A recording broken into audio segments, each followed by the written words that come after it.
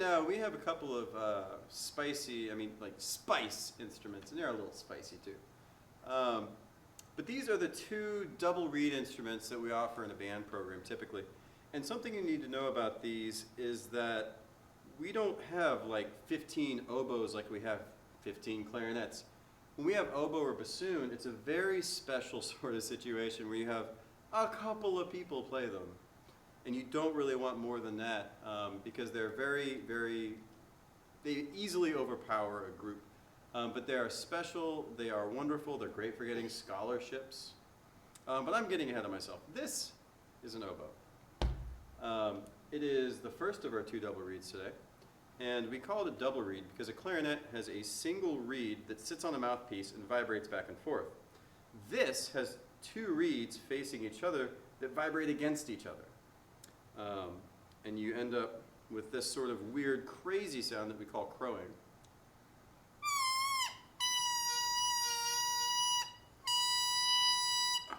Ask your parents about dial-up modems, and they'll know what that sounds like. You've got mail. Your parents will love this joke. We kill with older demographics. But no, so the reed goes in here, and it looks a lot like a small clarinet because a lot of things are similar, but it really is its own beast. It has a lot of jobs, kind of like a flute would have, and sometimes they share similar, if not the same music, especially early in band. So if you want to play oboe, but your best friend plays flute, you're going to start off on the same music, and you might even end up sitting near each other. So that's very important to know. But yeah, one or two per band at most. You see these in bands like we do at East and West, traditional bands. And you also see them in orchestras. They're a big deal in symphony orchestras. If you go see Mozart or Beethoven being performed, this is where it's at.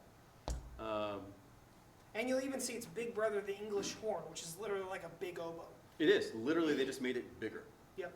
The other thing to keep in mind about oboe and bassoon with double reed instruments, if you're the type of person when the teacher gives you a project and you say, thank you, I'm going to go do it, goodbye, if you're that type of person, this is the instrument for you.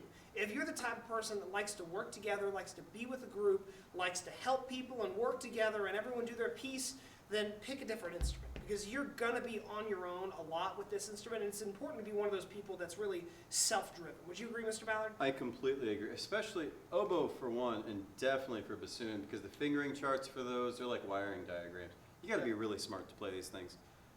If you wear glasses and you think of all sorts of funny things and just keep them inside and laugh at them all the time, this is your instrument for sure. Like if you find yourself in the corner and you just go, and everyone goes, what was that? And you just go, nothing. And then you keep snickering to yourself, you should play a little bit. It's usually because you know they're not smart enough to get your jokes.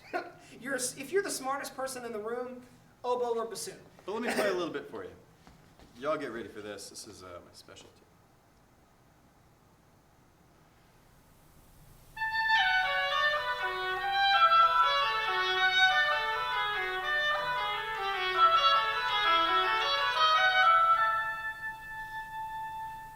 Wow, Mr. Ballard.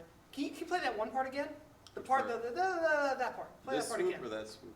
Play that part again. Sure, sure.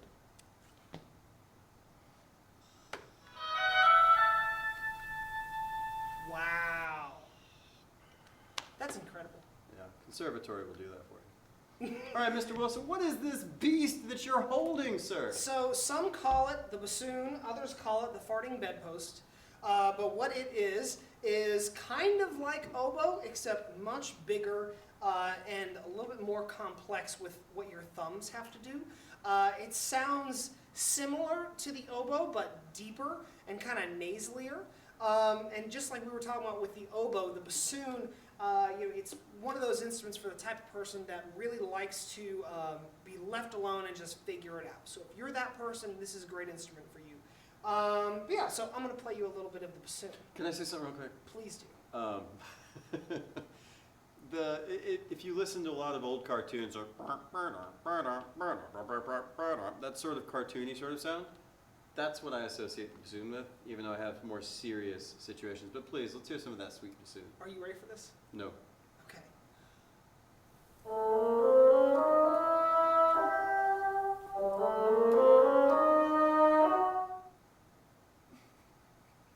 what you think? That's the most beautiful thing I've ever seen. I know. People tell me that all the time. Can you play the last part that goes down to the really low note? The really low note? Yeah, yeah. I'm just choked up, man. I gotta get ready.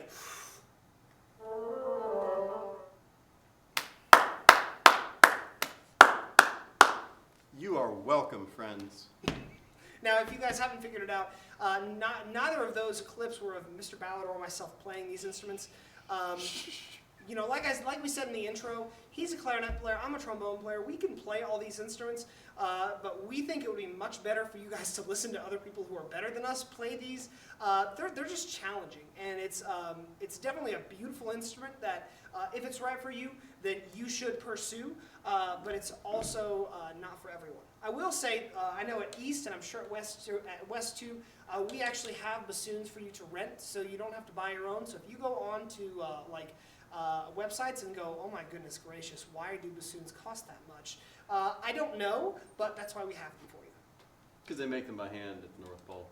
Pretty much. The Santa's elves, when they're not making Christmas presents, they make bassoons. Yeah. The ones at the South Pole make the, well, I can't say that right. But no, if you have any questions about these, please feel free to email us. These, again, are very specialty, so have a conversation with us before you pick these ones. That's true. This would be a great thing if you're thinking about oboe or bassoon. Email us and say, hey, I'm thinking about this instrument. What do you think? That'd be a great thing to do. Cool. Not as fun of a video, but very informative. And if you are an oboe or bassoon player at your heart, then this was a great video for you. Have a good day.